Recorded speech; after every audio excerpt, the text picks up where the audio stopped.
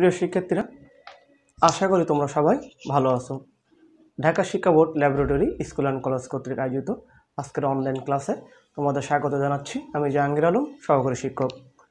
প্রিয় শিক্ষার্থীরা, আমাদের আজকের অনলাইন ক্লাসের আলোচ্য বিষয় নবম এবং দশম শ্রেণীর বাংলা দ্বিতীয় পত্র বিষয় হতে দ্বিতীয় পত্রের চতুর্থ অধ্যায়ের সপ্তম পরিচ্ছেদ কারক ও বিভক্তি। তো প্রিয় শিক্ষার্থীরা, কারক ও বিভক্তি থেকে আলোচনা করার ক্ষেত্রে আমরা সবাই জানি প্রতিটি ভাষারই চারটি মৌলিক অংশ থাকে: ধ্বনি, শব্দ, বাক্য, অর্থ। আমাদের বাংলা ভাষায়ও চারটি মৌলিক আলোচ্য বিষয় আছে: ধ্বনিতত্ত্ব, শব্দতত্ত্ব, বাক্যতত্ত্ব, অর্থতত্ত্ব। এই শব্দতত্ত্বর আরেক নাম রূপতত্ত্ব। শব্দতত্ত্বেরই একটি আলোচ্য বিষয় আমাদের কারক অংশটি। এখন কারক শব্দটি যদি আমরা ব্যুৎপত্তিগত অর্থ দেখি, তাহলে আমরা দেখি কারক শব্দটি ক্রি যোগ নক থেকে কারক শব্দটি গঠিত হয়েছে। ক্রি একটি ধাতু যার ভাবগত অর্থ করা, এবং এর সাথে নক প্রত্যয় যুক্ত হয়ে কারক শব্দটি গঠিত হয়েছে, যার শাব্দিক অর্থ দাঁড়ায় যা দ্বারা ক্রিয়া সম্পাদন করা বোঝায়। তাহলে এক অর্থে আমরা কারক শব্দের অর্থ দেখি যা দ্বারা ক্রিয়া সম্পাদন করা বোঝায়। একটু বিশ্লেষণ করে আমরা দেখি একটি বাক্যের ক্রিয়া সম্পাদন করে কিন্তু কর্তা। সেদিক থেকে দেখলে মনে হতে পারে যে কর্তাই শুধুমাত্র একটি বাক্যের কারক, কিন্তু তা নয়। ব্যাপকভাবে বিশ্লেষণ করলে আমরা দেখতে পাই একটি বাক্যে কর্তা কী করছে, কাকে অবলম্বন করে করছে, কিভাবে করছে, কোথায় করছে, অর্থাৎ ক্রিয়া সম্পাদনের অবলম্বন, উপকরণ, হেতু, স্থান, সময়, কাল, এগুলো কারকের কিন্তু আলোচ্য বিষয়। তো প্রিয় শিক্ষার্থীরা, যেহেতু তোমাদের নবম দশম শ্রেণী হতে যে প্রশ্ন হয়ে থাকে অধিকাংশ কিন্তু তোমাদের বইয়ের ব্যবহৃত উদাহরণ নমুনা থেকে কিন্তু হয়ে থাকে। তো তোমাদের বইয়ের ব্যবহৃত একটি উদাহরণ থেকে কিন্তু আমরা সহজেই কিন্তু দেখতে পাই। যেমন এখানে একটা বাক্য দেওয়া আছে,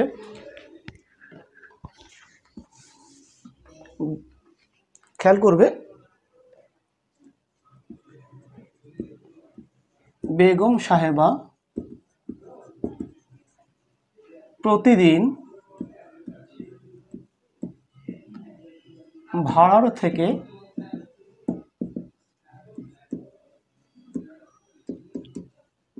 নিজ হস্তে গরিবদের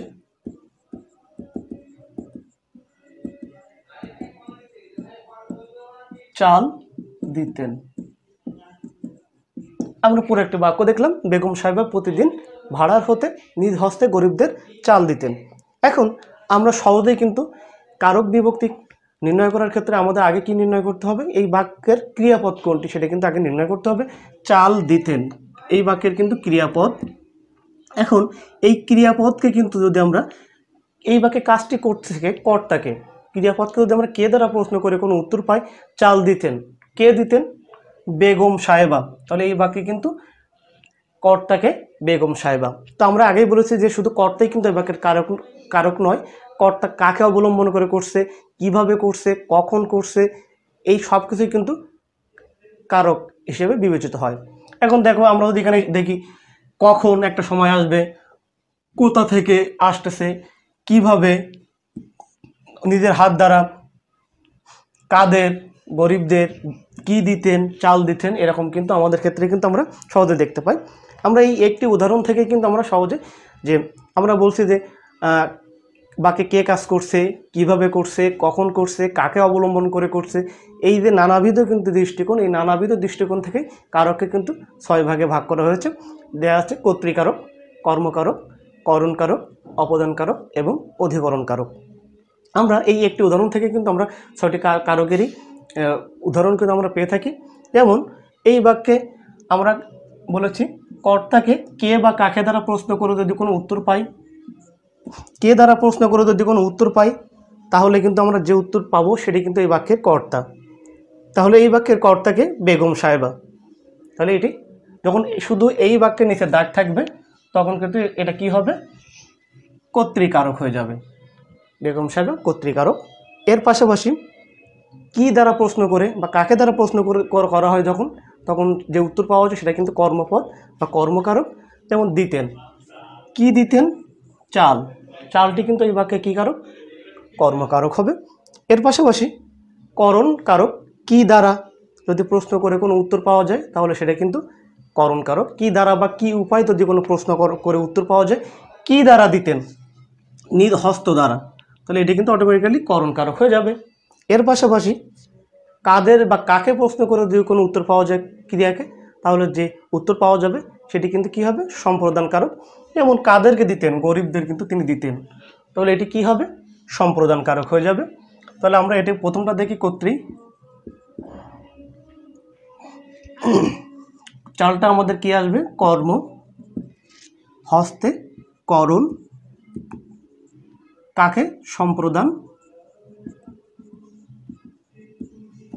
আর কোথা থেকে সেটি আমাদের, যেমন ভাড়ার থেকে, এটি কি আসবে আমাদের অপাদান,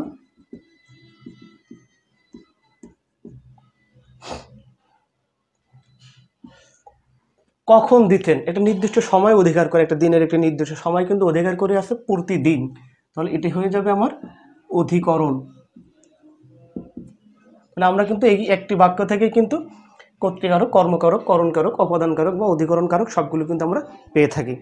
তো প্রিয় শিক্ষার্থীরা, আমাদের কারক চেনার, কারক যখন নির্ণয় করতে হয়, কারক নির্ণয় করার সাথে সাথে আমাদের কিন্তু বিভক্তিরও জানা প্রয়োজন।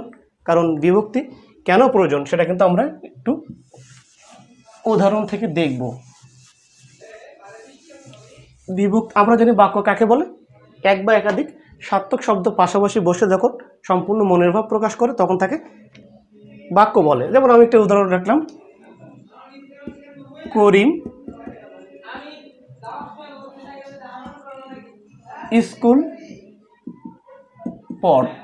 আমি তিনটে সার্থক শব্দ কিন্তু লিখেছি, করিম স্কুল পড়, কিন্তু তিনটা সার্থক শব্দ পাশাপাশি লেখার পরেও কিন্তু সে একটি বাক্য হতে পারছে না। কারণ কি, করিম স্কুল পড় এটা দ্বারা কিন্তু মনের ভাব কিন্তু প্রকাশ হচ্ছে না, যার কারণে সেটি একটু বাক্য হয়ে গড়ে উঠছে না। এবং আমরা তো জানি যে সার্থক শব্দ পাশাপাশি বসালে বাক্য হয়, সাধারণত আমরা জানি, কিন্তু এই বাক্যে কারক বাক্য না হতে পারার কারণ এই শব্দের সাথে এই শব্দের অন্যয় বা সম্পর্ক কিন্তু স্থাপিত হয় নাই, আবার এই শব্দের সাথে কিন্তু এই শব্দের সম্পর্ক বা অন্যয় স্থাপিত হয় নাই, যার কারণে সেটি পাশাপাশি বসেও মনের ভাব প্রকাশ করতে পারছে না। আমি যদি এখন স্কুল এর সাথে যদি এ যুক্ত করি তাহলে হয়ে যাবে স্কুলে পড় যোগ এ, তখন কি হবে, পড়ে। করিম স্কুলে পড়ে যখন আমি লিখব তখন কিন্তু সেটা একটি সার্থক বাক্য হলো। কেন, করিম, করিমের সাথে সম্পর্ক হচ্ছে কার, করিম স্কুলে, করিমের সাথে আমার সম্পর্ক হচ্ছে স্কুলের, এবং স্কুল কি কি হয়, পড়ালেখা, স্কুলের সাথে সম্পর্ক হচ্ছে পড়ালেখা। এবং এই তিনটা শব্দ কিন্তু পরস্পর সমন্বয় সাধিত হয়ে গেল এখন, যে এই শব্দগুলো অন্যয় বা সম্পর্ক স্থাপনের সেতু হিসেবে কাজ করছে কি, এই এ বিভক্তি। সুতরাং যে আমরা সহজে বলতে পারি যে বর্ণ বা বর্ণ সমষ্টি, আমরা এখান থেকে আমাদের কিন্তু দেয়া আছে, বাক্য শুধু একটি শব্দের সঙ্গে অন্য শব্দের অন্যয় সাধনের জন্য শব্দের সঙ্গে যে সকল বর্ণ বা বর্ণ সমষ্টি যুক্ত হয় তাকে বিভক্তি বলে। তাহলে বিভক্তি কি, একটি বাক্যে একটি ব্যবহৃত একটি শব্দের সাথে আরেকটি শব্দের অন্যয় সাধন করার জন্য যে বর্ণ বা বর্ণ সমষ্টি যুক্ত করে শব্দের এক শব্দের সাথে আরেক শব্দের অন্যয় সাধন করা হয় তাকে কিন্তু বিভক্তি বলে। তাহলে বিভক্তি কী করে, একটি শব্দের সাথে আরেকটি শব্দের অন্যয় সাধন করে মনের ভাব সম্পূর্ণরূপে প্রকাশে সহায়তা করে। আমরা জানি কিন্তু সচরাচর বিভক্তি কয় প্রকার, বিভক্তি কিন্তু দুই প্রকার, একটি ক্রিয়া বিভক্তি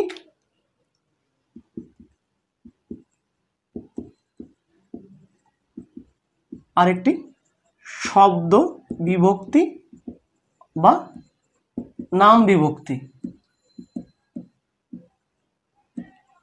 আমরা জানি যে কোনো ক্রিয়াবাচক শব্দ হলে সেটা ধাতুকে আমরা কিন্তু ক্রিয়া বিভক্তি ধাতু কিন্তু ক্রিয়া, যেমন যা যোগ ইবেন সমান যাইবেন।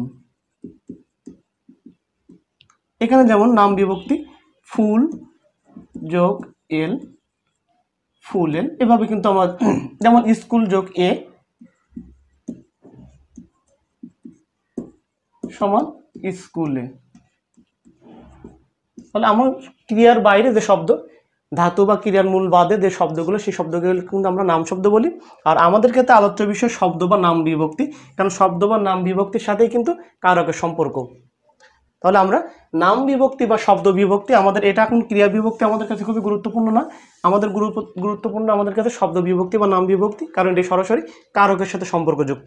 এখন শব্দ বিভক্তি বা নাম বিভক্তি বা বাংলা শব্দ বিভক্তি বা নাম বিভক্তি 7 প্রকার আমরা দেখেছি, প্রথম থেকে সপ্তমী পর্যন্ত। প্রথমা বিভক্তি, দ্বিতীয় বিভক্তি, তৃতীয় বিভক্তি, চতুর্থ বিভক্তি, পঞ্চমী বিভক্তি, ষষ্ঠী বিভক্তি বা সপ্তমী বিভক্তি। এবং তোমাদের বইয়ে কিন্তু দেয়া আছে কোন বিভক্তিতে কি, প্রথমা কি, শূন্য, এইভাবে এর এক বচন এবং বহু বচন তোমরা এখান থেকে পড়ে নিবে। এখন বিভক্তি থাকলে যে বিভক্তি আমরা যাচ্ছেতাইভাবে ব্যবহার করতে পারবো তা কিন্তু নয়, কারণ বিভক্তি ব্যবহারের কিন্তু কিছু নির্দিষ্ট নিয়ম আছে। যেমন অপ্রাণী বা ইতর প্রাণীগত শব্দের বহু বচনে রা যুক্ত হয় না, গুলা অথবা গুলি যুক্ত করতে হয় অপ্রাণীবাচক। যেমন গরু, আমরা কিন্তু গরুর সাথে কিন্তু বহু বচনের জন্য গরু এর সাথে রা যুক্ত করতে পারবো না, গরু রা আমরা লিখতে পারবো না, এটা কিন্তু ব্যাকরণের দিক থেকে ভুল। এক্ষেত্রে লিখতে হবে কে পরিবর্তে লিখতে হবে কি গুলো বা গুলি, গরুগুলো, এভাবে। তাহলে আমাদের এটা কিন্তু এটা সঠিক। তাহলে আমাদের অপ্রাণী বা ইতর প্রাণীবাচক শব্দের সাথে রা বা এরা যুক্ত করা যাবে না। পাশাপাশি অপ্রাণীবাচক শব্দের উত্তর কে বা রে বিভক্তি হয় না, শূন্য বিভক্তি হয়। অপ্রাণীবাচক শব্দের উত্তরে কে বা এ রে যুক্ত করা যাবে না। আমি যদি বলি কলমকে দাও, এটা কিন্তু কলম যেহেতু অপ্রাণীবাচক, সুতরাং তার সাথে কে বিভক্তি যুক্ত করা যাবে না, এরপরে এটা কিন্তু শূন্য বিভক্তি থাকবে, কলম দাও বা কলমটি দাও। পাশাপাশি স্বরান্ত শব্দের উত্তর এ বিভক্তি রূপ হয়, স্বরান্ত অন্তস্থ ইয় বা এ হয়, এ স্থানে তে বিভক্তি যুক্ত হতে পারে। স্বরান্ত, স্বরান্ত শব্দের অর্থ অন্তে স্বর, যেমন মা, আমি মা শব্দটা যদি উচ্চারণ করি স্বরে মা আ লাস্টে কিন্তু কি থাকতেছে, স্বরধ্বনি বা স্বরবর্ণের কিন্তু চিহ্ন কিন্তু থাকছে এখানে। সুতরাং এখানে কি হবে, এ বিভক্তি যুক্ত হবে, যেমন মা যোগ এ, মা এ, এভাবে থাকবে। অক্রান্ত ও ব্যঞ্জনাত্ম শব্দের উত্তরে প্রায় রা স্থানে এরা হয় এবং ষষ্ঠী বিভক্তি র স্থলে এর যুক্ত হয়। যেমন লোক, এখানে উদাহরণ দেয়া আছে লোক,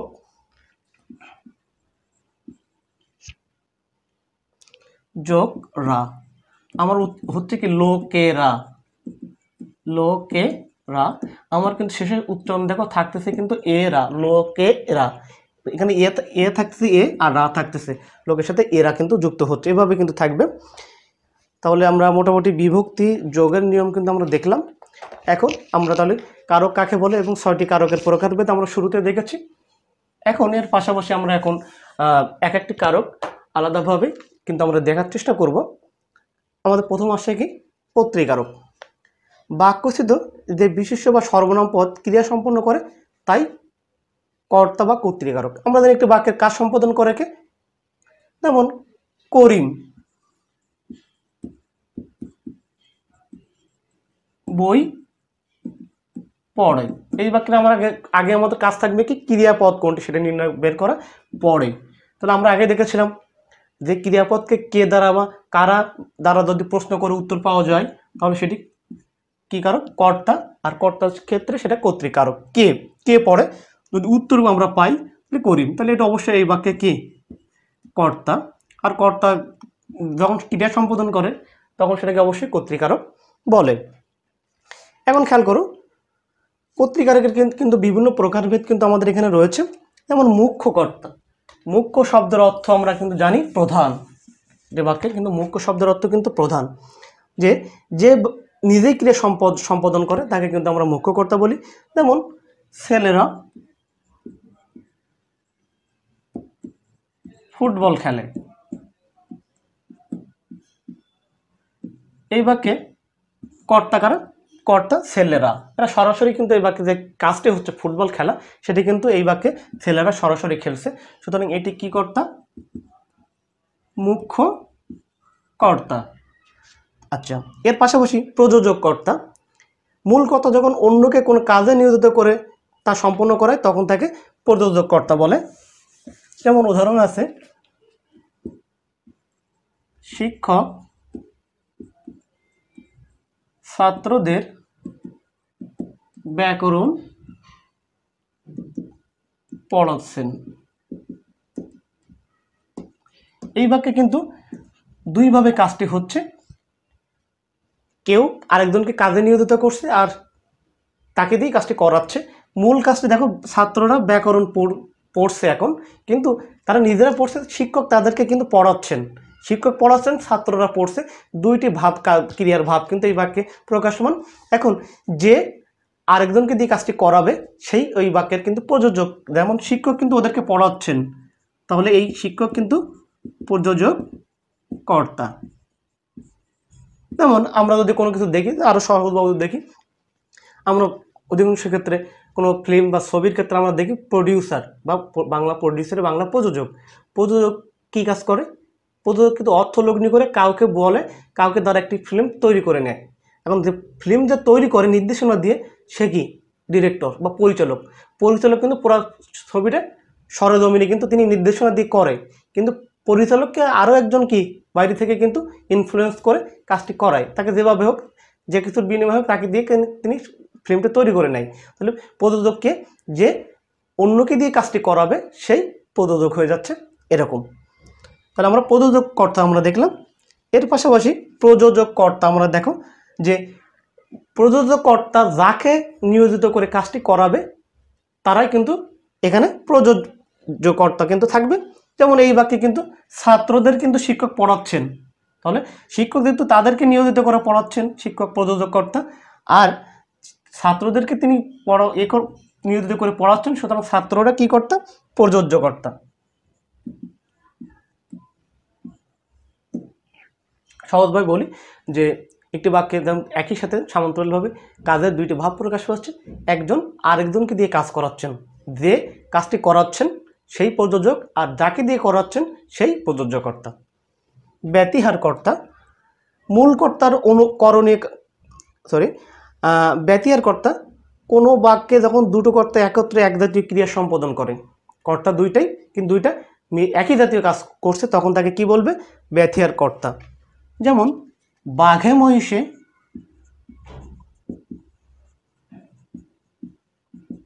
এক ঘাটে জল খায়।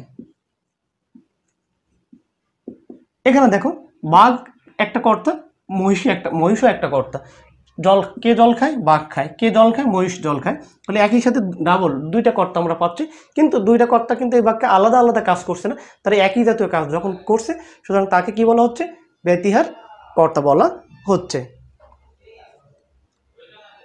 বাক্যের বাচ্য বা প্রকাশভঙ্গি অনুসারে কর্তা আবার তিন রকমের। তোমাদের কিন্তু এই এমসিকিউ কিন্তু এভাবে কখনো কখনো এসে থাকে যে বাক্যের বাচ্য বা প্রকাশভঙ্গি অনুসারে কর্তা কয় প্রকারের? তিন প্রকারের। তোমরা বাচ্য কাকে বলে? বাক্যের বিভিন্ন ধরনের প্রকাশভঙ্গিকে বাচ্য বলা হয়। তোমরা যারা ইংরেজিতে ভয়েস পড়ে আসো, কখনো কখনো সরাসরি কাজ করা বোঝায়, আবার কখনো কখনো কী করা বোঝায়? ইনডাইরেক্টলি কাজ করা বোঝায়। যেমন রবীন্দ্রনাথ ঠাকুর গীতাঞ্জলি লিখেছেন, বা কাজী নজরুল ইসলাম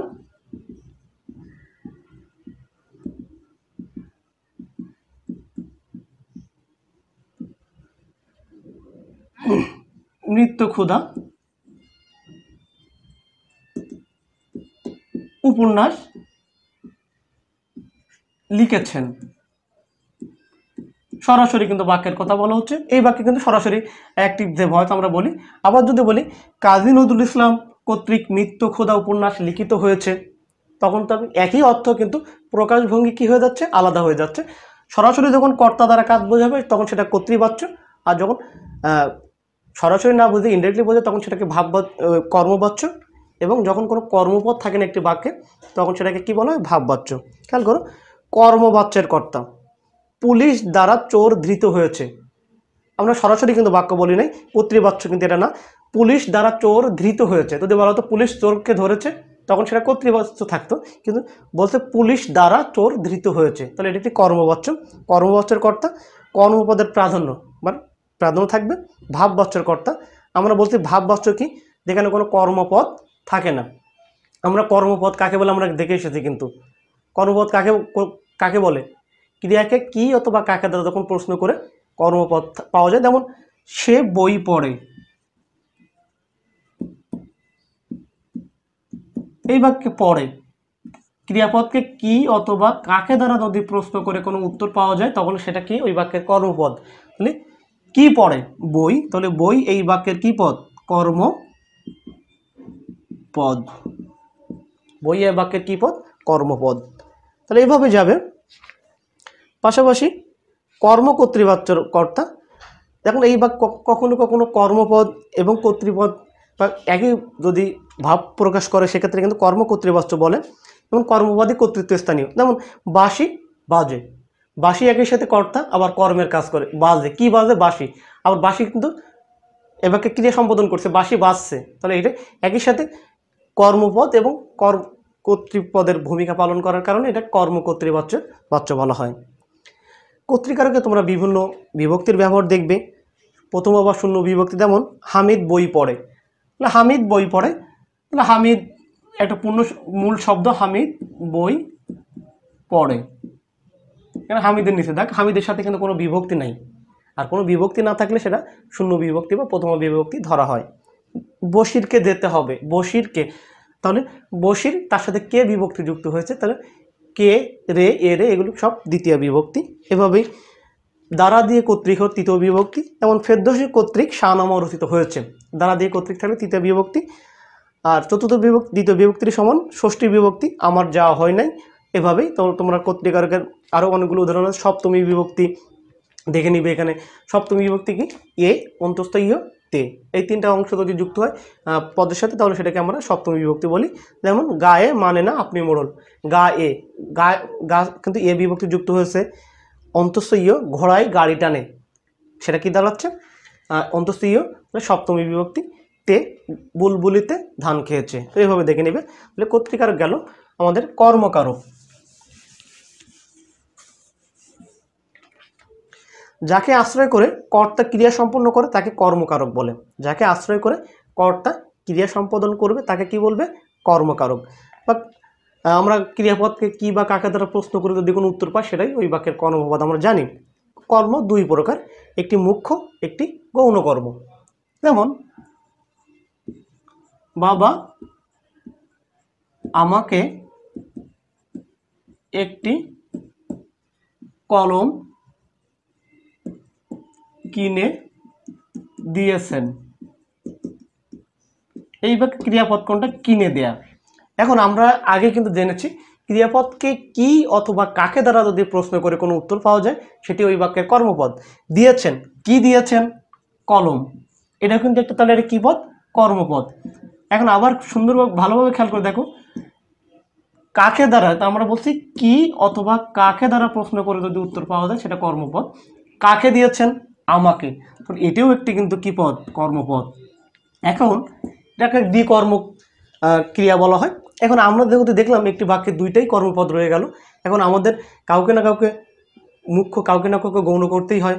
সেক্ষেত্রে বলা আছে, ব্যাকরণের ক্ষেত্রে বলা আছে যে বস্তুবাচক কর্মপদটি মুখ্য, তাহলে এটি মুখ্য কর্ম, আর ব্যক্তিবাচকটা গৌণ, ব্যক্তিবাচকটা গৌণ কর্ম। আচ্ছা, এর পাশাপাশি কর্মপদের আরও কতগুলো প্রকারভেদ দেখো।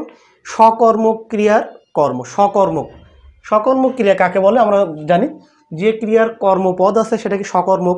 যেমন এখানে কি কিনে দিয়েছেন, এটা কিন্তু সকর্মক ক্রিয়া, এখানে কর্মপদ কিন্তু রয়েছে। আবার প্রযোজক ক্রিয়া, ছেলেটিকে বিছানায় শোয়াও, এই বাক্যে কেউ কিন্তু আরেকজনকে নির্দেশ দিয়ে কাজটি করাচ্ছে, আরেকজন যে কর্তা কিন্তু এখানে কি আছে, উজ্জ্ব আছে, সাইলেন্ট আছে, ছেলেটিকে বিছানায় শোয়াও, কিন্তু কাউকে সে নির্দেশ দিয়েছে ছেলেটিকে বিছানায় শোয়ানোর, তাহলে এটি কোন ক্রিয়া, প্রযোজক। কারণ আমরা প্রযোজক কর্তা কিন্তু আগে দেখে এসেছি। সমধাতুষ কর্ম, খুবই গুরুত্বপূর্ণ, সমধাতুষ কর্ম। দেখো এখানে খুব সুন্দর আছে, খুব এক ঘুম ঘুমি এসি, দেখো এই বাক্যের ক্রিয়াপদ কোনটা, ঘুমিয়েছি, তাহলে এটা ক্রিয়াপদ। আবার কি করেছে ঘুম, এটাও কিন্তু কর্মপদ। এখন খেয়াল করো, যদি কোনো একই পদ থেকে একই শব্দ এর থেকে যদি কর্মপদ এবং ক্রিয়াপদ দুইটারই উৎপত্তি হয়, সৃষ্টি হয় বা তৈরি হয়, তখন তো এটাকে সমধাতুষ কর্ম বলা হয়। যেমন আমরা আরেকটা উদাহরণ বলতে পারি, বাংলাদেশ কি খেলাটাই না খেললো। আবার এমন সুখের মরণ কে মরতে পারে, মরণ এবং মরতে পারা বা কি খেলাটাই না খেললো, এরকম তখন দুইটি পদ কিন্তু একটি শব্দ থেকে বা একটি ধাতু বা নাম শব্দমূল থেকে যখন তৈরি হয় তখন তাকে সমাধাতু কর্ম বলে। আর উদ্দেশ্য ও বিধেয় দ্বিকর্ম ক্রিয়ার দুটি পরস্পর আপেক্ষিক কর্মপদ থাকলে প্রধান কর্মপদটিকে বলা হয় উদ্দেশ্য এবং অপেক্ষিত কর্মপদটিকে বলা হয় বিধেয়। আমরা উদ্দেশ্য জানি, যার সম্পর্কে বলা হয় সেটি উদ্দেশ্য এবং উদ্দেশ্য সম্পর্কে যেটি বলা হয় সেটি বিধেয়। যেমন হলুদকে বলি হরিদ্রা, হলুদ সম্পর্কে বলা হচ্ছে, সুতরাং এটা উদ্দেশ্য। আর হলুদ কেমন হরিদ্রা বলি আমরা হলুদকে, সেটি কিন্তু বিধেয়। কর্মকারকের বিভিন্ন বিভক্তির উদাহরণ এখানে আছে। ডাক্তার ডাকো, কাকে ডাকবে, কাকে, কে বা কাকে দ্বারা প্রশ্ন করলে যেমন এখানে উদাহরণ দেখলাম, ডাক্তার ডাকো, ডাকো কাকে, কাকে তো প্রশ্ন করে যখন উত্তর পাচ্ছি কিন্তু আমরা অটোমেটিক্যালি ডাক্তারকে, তাহলে এটা একটি কী কারক, কর্মকারক।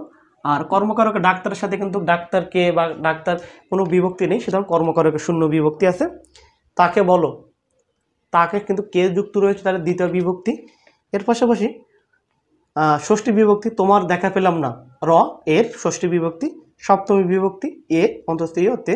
জিজ্ঞাসিব জনে জনে, কাকে জিজ্ঞেস করবো, জনে জনে, তাহলে এখানে এ জন যুক্ত এ জনে। তো আমরা মোটামুটি আমাদের আজকের ক্লাস আমরা এখানেই শেষ করছি। পরবর্তীতে কারকের বাকি যে 4টা প্রকারভেদ রয়েছে সেটা আমাদের অন্য ক্লাসে আমরা আলোচনা করব।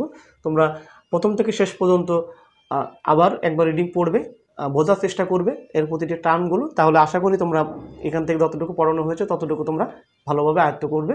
সেই প্রত্যাশা রেখে আমাদের আজকের ক্লাস এখানে শেষ করছি। সবাই ভালো থাকো, সুস্থ থাকো। আল্লাহ হাফেজ।